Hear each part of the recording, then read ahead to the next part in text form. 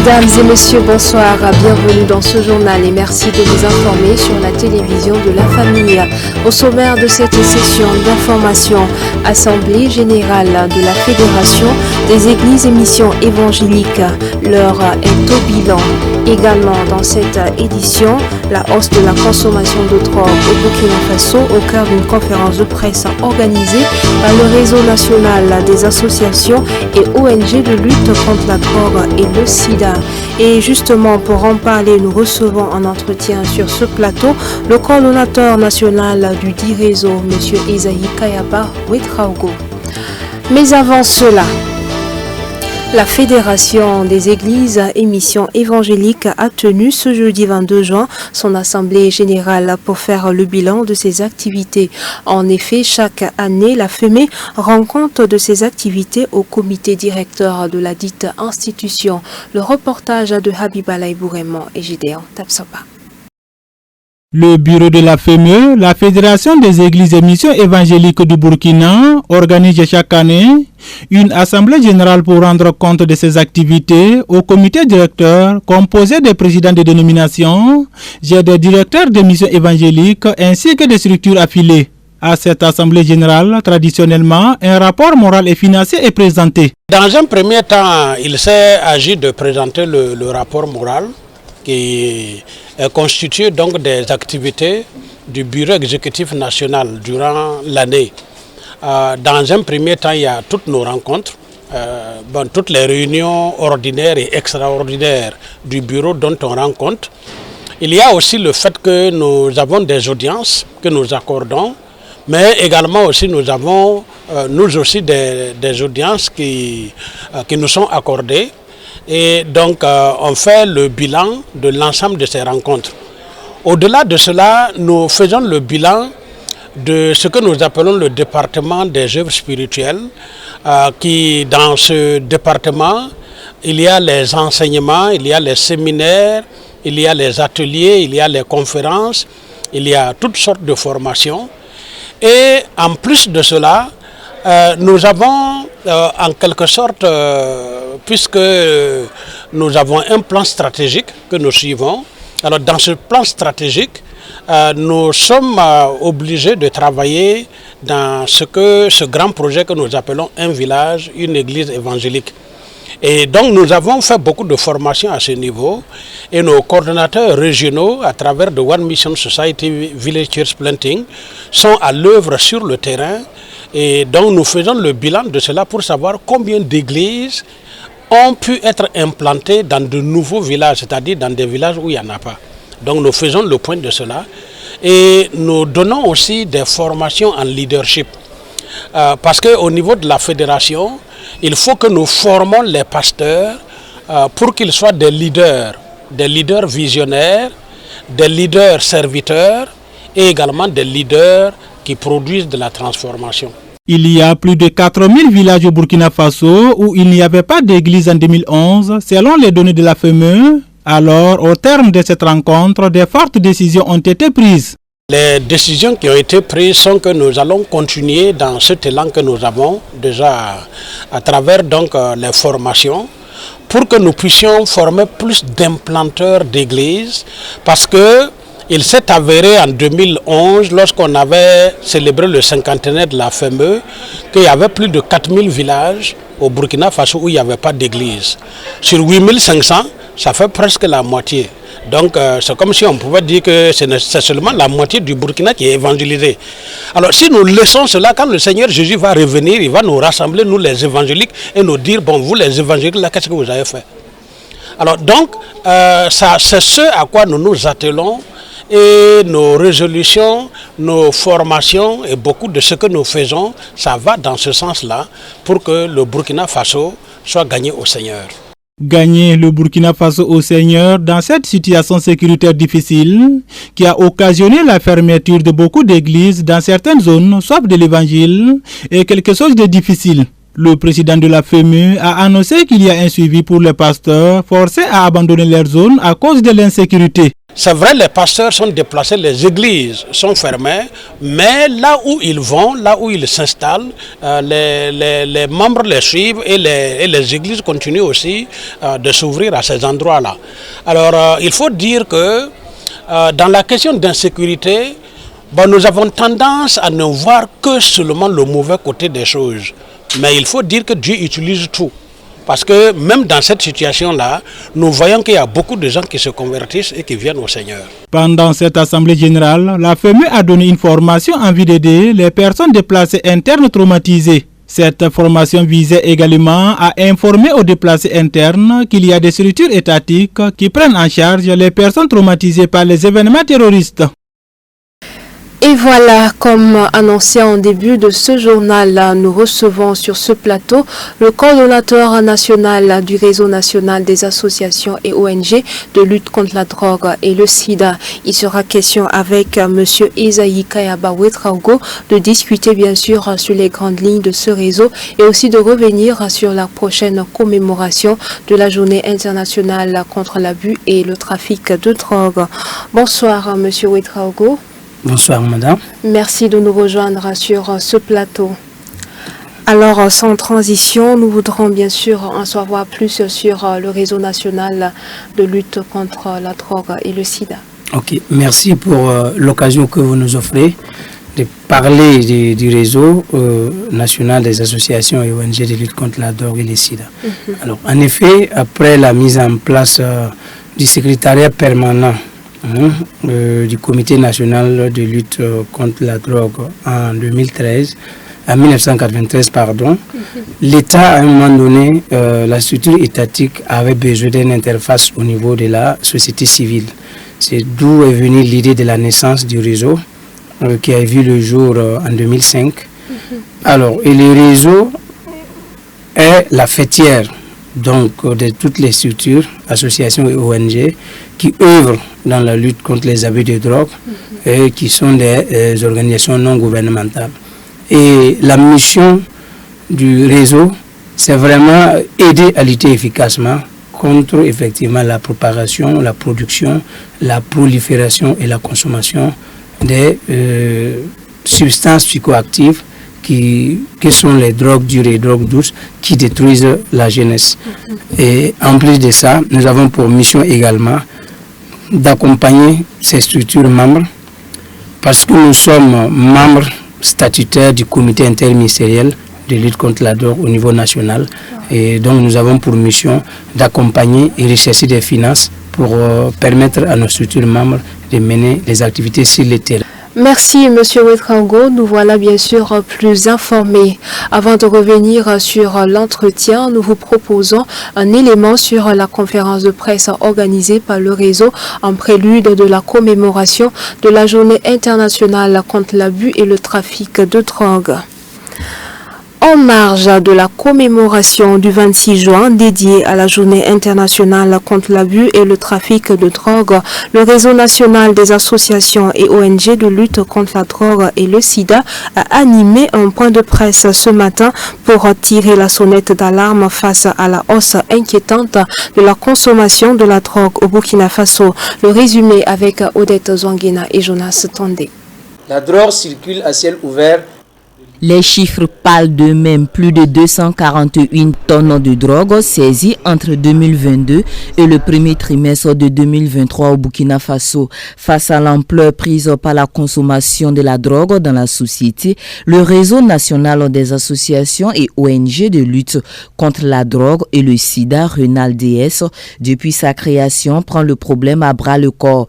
En prélude à la journée internationale contre l'abus et le trafic des drogues, qui sera commémoré ce 26 juin, le réseau a animé une conférence avec les hommes et femmes des médias pour ainsi tirer la sonnette d'alarme. Notre mission, c'est de fédérer toutes les structures associatives et les ONG qui sont dans le domaine de la lutte contre les abus de drogue et des substances psychoactives. La rencontre avec la presse aujourd'hui se voulait vraiment interpellateur autant au niveau des autorités qu'au niveau aussi de la jeunesse qui est la première concernée de ces questions de drogue. Nous avons fait notre déclaration et nous avons donné le thème international qui est les gens d'abord, arrêtons la stigmatisation et renforçons la prévention. Ça, c'est le thème retenu par l'Office des Nations Unies contre la drogue et les crimes.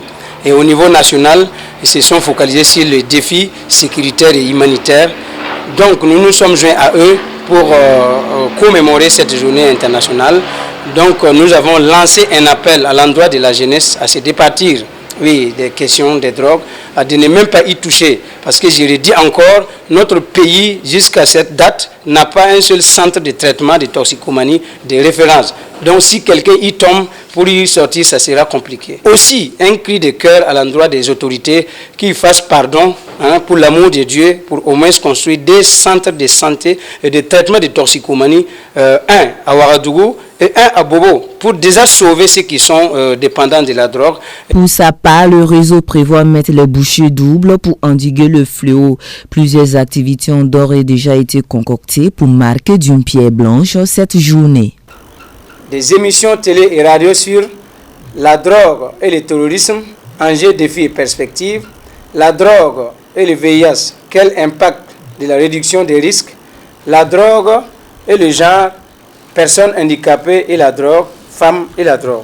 La drogue et l'engagement communautaire en milieu scolaire, une marche et remise des messages au ministre en charge de la sécurité.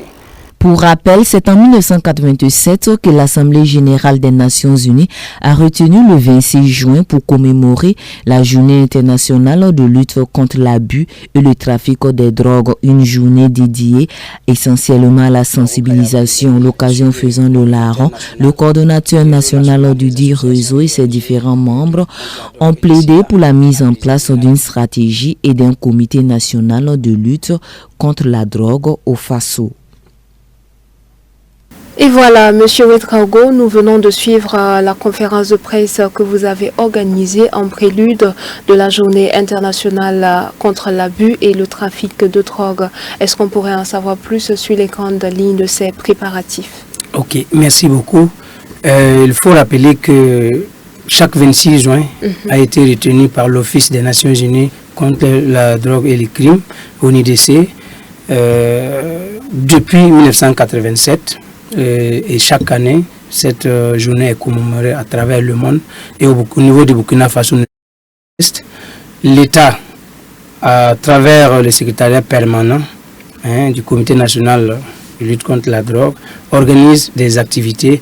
Mais nous aussi, en tant que société civile, nous avons voulu non seulement accompagner l'État et aussi organiser d'autres actions pour interpeller, pour conscientiser, pour tirer la sonnette d'alarme, comme vous l'avez si bien dit, pour en tout cas faire l'état des lieux en un mot. C'est pourquoi nous avons organisé la conférence de presse ce matin, pour non seulement demander à la presse de relayer notre cri de cœur et aussi décliner les activités que nous avons, que nous organisons, que nous avons planifiées effectivement par rapport à la commémoration de la journée internationale. D'accord. Est-ce qu'on peut avoir peut-être une esquisse des différentes activités prévues? Ok, très bien. Donc, au-delà de ce que nous avons fait ce matin, alors le 1er juillet, au matin, à partir de 9h, à la place des Nations, nous allons avoir une grande organisation, un grand rassemblement de jeunesse. Tous les jeunes, toute la jeunesse de la commune de Ouagadougou et du Burkina Faso, de façon générale, est invitée pour venir répondre à la place de la nation, où est-ce que nous aurons une grande séance de sensibilisation devant les autorités, les plus hautes autorités du pays. Et il y aura des sketchs sensibilisation entre drogue et terrorisme, les liens qu'il y a, et il y aura aussi d'animation des musiciens, il y aura des témoignages des gens qui étaient dans la drogue et qui ont abandonné, qui veulent lancer des messages pour encourager les autres jeunes à ne même pas y toucher. Voilà, mais ça sera une grande mobilisation de jeunesse. Et après cela, nous organisons également des séances de sensibilisation grand public dans les arrondissements de Ouagadougou pour conscientiser, pour en tout cas attirer l'attention de la jeunesse en ce qui concerne les méfaits de la drogue. Wow. Voilà de façon ramassée des activités prévues dans le cadre de la commémoration. D'accord, voilà. Merci beaucoup. Est-ce que, en même temps, nous comprenons que nous avons compris par ce que vous avez dit que le réseau a été mis en place depuis 2005. Ça fait beaucoup d'années aujourd'hui. Pendant ce laps de temps, qu'est-ce qui a été fait? Quel est l'impact vraiment de ce réseau dans le quotidien de la population? Merci beaucoup. Mais depuis ce temps, au passage, je salue quand même ceux qui ont été là aux premières heures, parce que nous avons succédé, une équipe dynamique aussi qui était là. Mais c'est donc dire que nous avons toujours joué notre rôle d'éclaireur, notre rôle de pionnier. Ça veut dire que nous avons accompagné beaucoup de structures dans le cadre de la lutte contre les abus de drogue. Nous avons accompagné aussi des familles qui avaient leurs enfants qui sont tombés dans la dépendance de la drogue. Et nous avons effectué aussi des déplacements tant au niveau national qu'international pour participer à des grandes rencontres, à des échanges, à des discussions, à des rencontres scientifiques dans le cadre effectivement de la lutte contre les abus de drogue. Et nous avons, comme j'ai dit, été aussi à l'origine d'accompagnement financier par rapport à certaines associations de membres de notre réseau. Et c'est ce que nous faisons au quotidien. Et aux côtés de l'État aussi, nous aidons la structure étatique à mettre en œuvre les politiques publiques en matière de lutte contre la drogue. Wow. Donc voilà de façon ramassée ce que je puis vous dire. Beaucoup de choses ont été faites et sont en train d'être faites. Merci beaucoup, nous vous encourageons. Alors, Monsieur Ouetraogo, nous savons qu'il y a beaucoup de choses à faire. Nous savons que vous avez des doléances et nous sommes prêts à les écouter. Parce que nous avons entendu dans cet élément que nous avons suivi que la situation n'est pas seulement grave, elle est très grave. Voilà, sur le terrain. Quel est votre cri de cœur? Merci beaucoup. Je dirais qu'il fallait commencer par là, mais ce n'est pas grave. C'est donc vous dire que le tableau de la drogue, il ne faut pas se voiler la face. Le tableau, il est très sombre. Aujourd'hui, ce qui est marrant dans notre pays, je commence par là, l'État ne dispose pas d'aucun centre de traitement de toxicomanie, de référence. Et cela est dommage. Je ne peux que attirer l'attention de l'État et attirer l'attention des décideurs. Quand vous savez ce que la drogue fait déjà dans notre pays et on n'a même pas un centre pour récupérer les gens qui en sont tombés, c'est vrai, il y a des centres embryonnaires, des initiatives citoyennes que nous saluons au passage, mais ce n'est pas un plateau vraiment qui permet de sauver quelqu'un qui est tombé vraiment dans la dépendance de la drogue. Donc le premier cri de cœur, nous souhaitons que dans un laps de temps, des centres de traitement de toxicomanie soient créés, un à Ouagadougou et l'autre à Bobo, ne serait-ce que pour pallier aux dangers auxquels nous faisons face. Ça, c'est le premier cri de cœur. Le deuxième cri de cœur, c'est que la cause de la drogue est une cause oubliée, une cause délaissée par l'État et aussi par tous ceux qui peuvent mouiller les maillots. Donc, j'appelle, parce que depuis 2015 jusqu'à maintenant, nous, en tant que structure fêtière, nous n'avons pas bénéficié des fonds directement de l'État par rapport à la lutte. Tout ce que nous faisons, ce sont des accompagnements ponctuels de nos partenaires locaux ou internationaux, ou souvent des activités que nous finançons sur fonds propres, parce qu'il faut exister. Alors, et pour terminer, mon véritable cri de cœur, c'est à l'endroit de la jeunesse du Burkina Faso. Je voudrais vraiment leur lancer ce cri de cœur-là, pour leur dire de se départir de la drogue. C'est un chemin de non-retour. Si quelqu'un emprunte le chemin de la drogue, la personne est sûre et certaine de finir mal. S'ils ont des projets de vie, s'ils veulent devenir des grands hommes d'affaires, des grands hommes de Dieu, s'ils veulent devenir des ministres dans ces pays, s'ils ont beaucoup de projets de vie, il faut qu'ils se départissent de la drogue. Car s'ils tombent dedans, ils vont finir mal, ils ne vont pas pouvoir servir à eux-mêmes et aussi au pays. Wow, merci M. Ouetraogo de nous avoir dépeint vraiment la situation qui prévaut dans la lutte contre la consommation de la drogue au Burkina Faso. Nous comprenons que la situation est très préoccupante et qu'elle devrait vraiment susciter l'engagement de tous. Nous sommes à la fin de cet entretien, mais avant, nous vous permettons bien sûr un mot de conclusion à l'endroit de tous les téléspectateurs qui nous suivent en ce moment. Ok, merci. Mais actualité oblige, nous voulons rendre ici un hommage appuyé à tous ceux qui se battent jour et nuit pour que la nation subsiste. Nous leur rendons un grand hommage et nous rendons également hommage aux plus hautes autorités du pays, à leur tête le président, capitaine Ibrahim Traoré.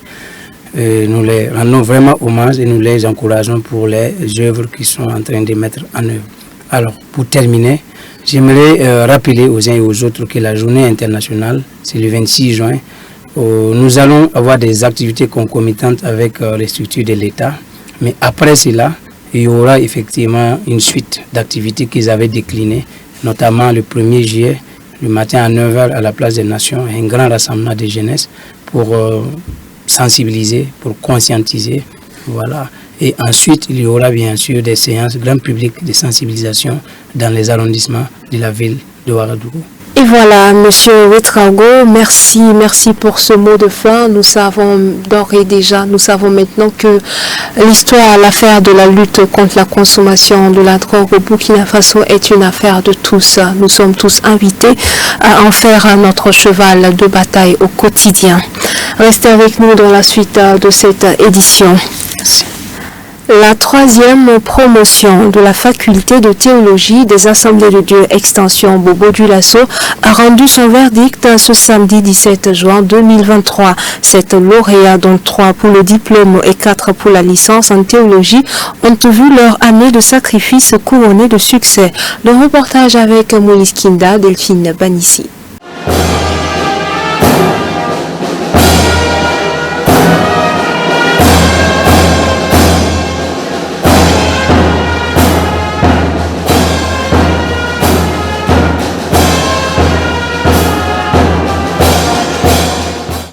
Ils sont de la 3e cuvée de la Fatéade Extension Bobo Dioulasso avec pour nom de baptême les Sentinelles de l'Éternel. 3 pour le diplôme et 4 pour la licence en théologie. Ces 7 lauréats de la 3e promotion de la faculté de théologie des Assemblées de Dieu, section Bobo Dioulasso, ont reçu leur parchemin de fin de formation ce samedi 17 juin 2023 à l'église des Assemblées de Dieu de Sarfalao devant amis, famille et peuple de Dieu. Ce matin, c'est une grande joie qui nous anime. Depuis 2019, soit 4 ans, nous sommes en formation. Nous avons choisi un nom, les Sentinelles de l'Éternel, pour dire que nous avons un monde qui soupire, qui a besoin de salut. Et je crois qu'avec ce qu'on a eu comme formation, par la grâce de Dieu, nous allons pouvoir effectivement évangéliser, montrer au monde la voie de Dieu. Alors, ce que je compte faire en tant que laïc, c'est de soutenir mon pasteur, mon principal, dans l'œuvre à laquelle Dieu l'a appelé. Je pense que l'Église a aussi besoin de laïcs pour soutenir le ministère. Ce qui m'a motivé, c'est la connaissance de Dieu. Parce qu'il a été écrit dans la parole de Dieu, par manque de connaissance, mon peuple périra. Nous avons besoin d'avoir la connaissance de Dieu. Et l'objectif de cette connaissance acquise, c'est d'aider, de faire à obéir à la voix de Dieu. Sur le terrain, l'évangélisation, parler de Jésus, annoncer l'amour de Dieu, afin que les hommes et les femmes, même les enfants, les jeunes, puissent se réconcilier avec Dieu. Les plus méritants ont reçu leur diplôme et sont désormais aptes à réaliser leur rêve qui est de servir le Seigneur selon la coordination de la Fatéade Extension Bobo Dioulasso. La 3e promotion que nous avons aujourd'hui à célébrer par cette cérémonie nous donne une entière satisfaction. Parce qu'en 2015, lorsqu'on débutait, ce n'était pas évident qu'en 2 ans, sur 2 ans, nous puissions faire des sorties. Mais 2022, il y a eu une sortie et 2023, c'est vrai qu'ils ne sont que 7 récipiendaires, 3 du diplôme et 4 au niveau de la licence. Mais je veux dire que c'est la rigueur académique qui a voulu ça, parce que nous n'avons pas voulu faire une sortie pour faire une sortie. Voilà, nous voulons que ce soit les méritants alors qu'ils puissent sortir. Le message du jour a été donné par le docteur Nadenga en guise d'exhortation non seulement aux lauréats mais aussi à l'endroit de tout le peuple de Dieu présent à cette cérémonie. Pour l'orateur, la sentinelle de l'Éternel doit avoir une vision céleste, être remplie du Saint-Esprit et se nourrir de la parole de Dieu jour après jour. Ils ont choisi comme nom de baptême les sentinelles de l'Éternel. Cela veut dire qu'eux-mêmes, ils savent qu'il y a un grand défi à relever. Nous sommes dans un contexte d'insécurité et je crois que s'ils ont choisi le nom comme étant les sentinelles de l'Éternel, c'est pour apporter la paix au Burkina Faso en introduisant effectivement le nom de Jésus-Christ, un nom qui soulage les cœurs, qui guérit les cœurs blessés et qui réconcilie les cœurs. C'est le couronnement de plusieurs années de sacrifices après la formation théologique. Ces lauréats ont passé 39 jours en stage dans des églises cibles afin de se familiariser à ce que l'on pourrait appeler la gestion d'une église. Faut noter qu'ils sont pour la plupart des laïcs en quête de connaissances pour mieux servir leur Seigneur et Sauveur Jésus-Christ.